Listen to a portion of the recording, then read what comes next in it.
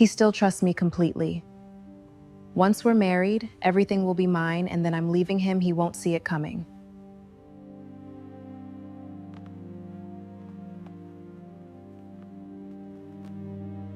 Some people spend years searching for love. Amara Johnson spent years creating it for everyone else.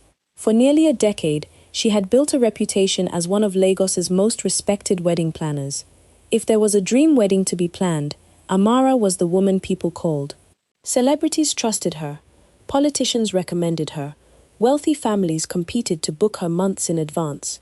People often said she had a gift. She could turn an ordinary event into an unforgettable memory. But there was one thing she could never plan: her own happy ending. 5 years earlier, the man she loved had shattered her heart just weeks before their wedding. While she was choosing invitations and tasting cakes, he had secretly been planning a different future with another woman. The betrayal nearly destroyed her. Instead of giving up, Amara buried herself in work. She stopped dreaming about becoming a bride and dedicated her life to helping other women become one instead. She convinced herself that was enough, until one phone call changed everything. It came on a quiet Tuesday morning. A calm voice introduced himself as Tunde Adebayo. The name immediately caught her attention.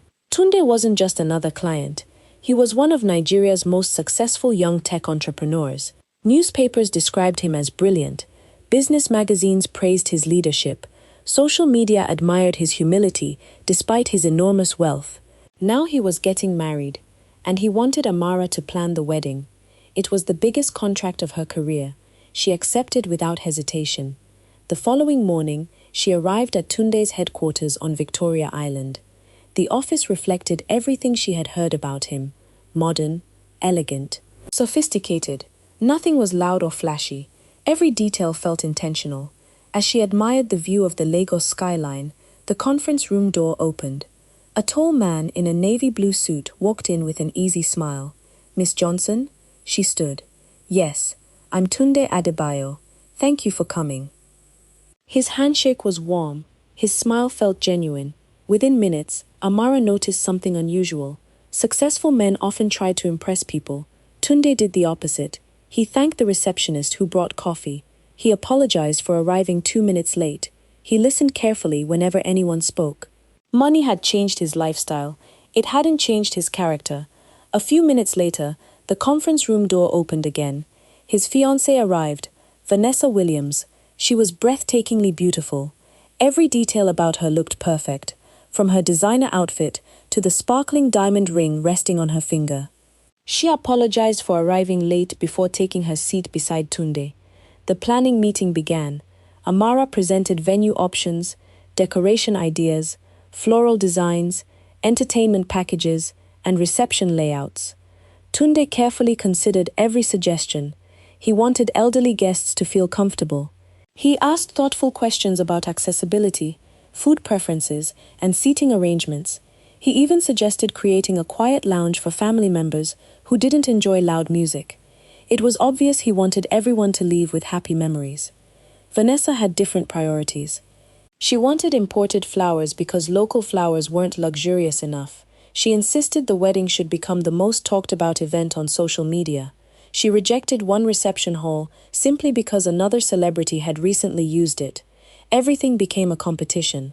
Everything had to be bigger, more expensive, more exclusive. As the meeting continued, Amara noticed something she couldn't explain. Whenever Tunde spoke, Vanessa barely looked at him. Most of her attention remained fixed on her phone.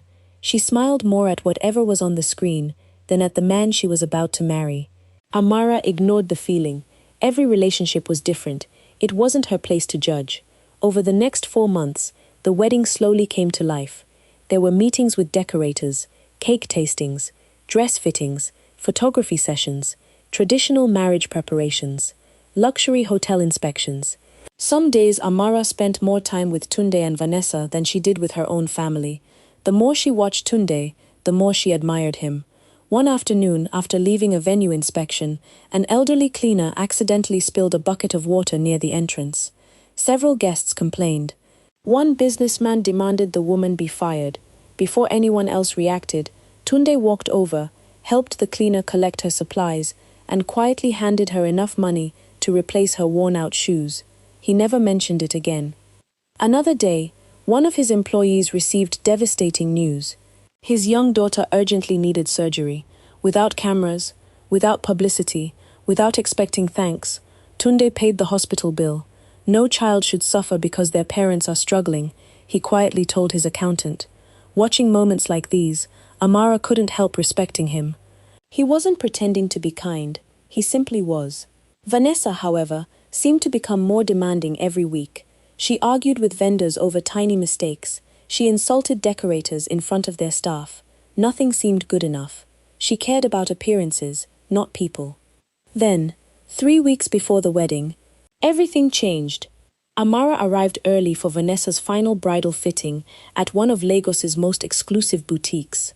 The receptionist informed her that Vanessa was already inside. Carrying new decoration samples, Amara quietly walked toward the private bridal suite. Before she reached the door, she heard laughter. Vanessa was talking on the phone. At first, Amara paid no attention. Then she heard words that made her stop walking. "Relax," Vanessa said with a laugh. "He still doesn't suspect anything." Amara froze. Her heart began pounding. A few seconds later, Vanessa spoke again. "In less than 3 weeks, everything will belong to me." Silence. Then another sentence. "The moment I get what I want, I'm leaving him." Amara's fingers tightened around the folder she was carrying. She couldn't believe what she was hearing. The bride was talking about leaving the groom before they were even married. And somehow, she had become the only person who knew. Amara didn't knock. She didn't walk into the bridal suite. Instead, she slowly stepped back into the empty hallway, her heartbeat pounding so loudly she could barely hear herself think. There had to be another explanation. Maybe Vanessa wasn't talking about Tunde. Maybe she had misunderstood. Maybe, but deep down she already knew she hadn't. The words were too clear. "He still doesn't suspect anything. The moment I get what I want, I'm leaving him." Amara sat in her car for almost 30 minutes, staring through the windshield as Lagos rushed by around her. She had planned hundreds of weddings. She had witnessed cold feet, family arguments, and even last-minute cancellations. But never this. Never a bride who sounded as though she were preparing for a business deal instead of a marriage. For the rest of the day, she tried to focus on work. She answered emails. She approved floral designs. She confirmed the seating arrangements. But every task reminded her of the same question. Should she tell Tunde? If she stayed silent, she would be helping a lie. If she spoke without proof, she could destroy an innocent woman's reputation and her own career. Either choice came with consequences, so she made herself one promise. She wouldn't accuse Vanessa of anything until she had undeniable evidence. The days that followed felt different. Without realizing it, Amara began noticing details she had ignored before. Vanessa rarely answered Tunde's calls immediately. Whenever her phone buzzed, she smiled before walking away to answer in private. She often cancelled lunch dates with Tunde, claiming she had meetings with designers or beauty consultants. Yet she always returned wearing the same outfit she had left in.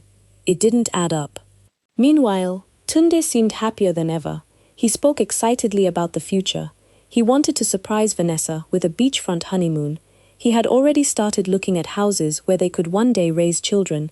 Listening to him was becoming painful, because while he was planning a lifetime, Amara couldn't shake the feeling that Vanessa was planning an exit. One afternoon, Tunde asked Amara to meet him at the reception venue. Vanessa had cancelled again. "I'm sorry," he said with an embarrassed smile. "She's been overwhelmed with wedding preparations." Amara forced a polite smile. "I understand." Together they walked through the ballroom one final time. Workers climbed ladders to adjust crystal chandeliers. Florists arranged fresh white roses along the aisle. The sound of violinists rehearsing echoed softly through the hall. Everything was coming together perfectly. "This place is beautiful," Tunde said. "It'll be unforgettable." "It will," Amara replied. For the next 2 hours they discussed every detail of the ceremony. Without Vanessa interrupting the conversation, Amara noticed how easy it was to work with Tunde. He listened. He respected other people's opinions. He thanked every member of the event team before they left. As they prepared to leave, Dark clouds rolled across the sky. Within minutes, heavy rain flooded the streets outside. Traffic came to a complete standstill. The hotel manager suggested they wait until the weather improved. Tunde ordered 2 cups of coffee from the lounge. For the first time since they had met, neither of them talked about weddings. Instead, they talked about life. Tunde spoke about growing up in a modest apartment with his widowed mother. "We didn't have much," he admitted. "But she always reminded me that success means nothing if you forget how people treated you before you became successful." Amara smiled. "She sounds like an incredible woman." She was. He looked out at the rain. "I still hear her voice every time I make an important decision." After a brief silence, he looked back at Amara. "What about you?" She hesitated. "There isn't much to tell. I don't believe that." She looked down at her coffee. "I was engaged once." Tunde didn't interrupt. "He left 2 months before the wedding. I'm sorry. It took me a long time to trust people again. And now?" Amara smiled sadly. "Now I trust my work more than I trust love." For a moment, neither of them spoke. Outside, rain continued beating against the glass. Inside, something neither of them expected had quietly begun to grow. Not love, not yet, but understanding, the kind that often arrives before either person realizes it. 3 days later, Amara visited the hotel where the wedding guests would be staying. She had come to inspect the final room preparations. As she crossed the parking lot, she noticed a familiar white SUV. It belonged to Vanessa.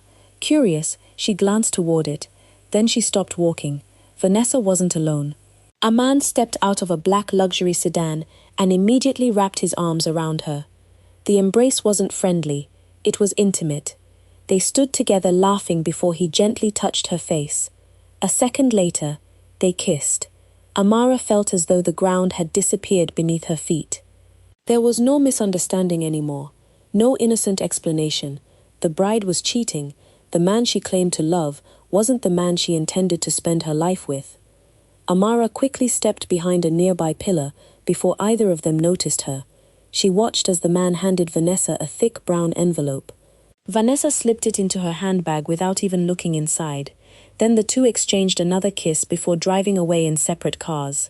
Amara remained frozen. Her hands trembled. This wasn't gossip. This wasn't suspicion. She had seen it with her own eyes. That night she barely slept. Every time she closed her eyes, she saw Tunde smiling as he talked about his future. She remembered the kindness he had shown complete strangers, the cleaner, his employee's daughter, every person he met. He deserved honesty, not betrayal. By sunrise, Amara had made her decision.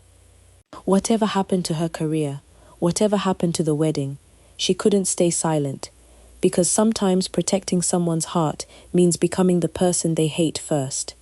She picked up her phone and called Tunde.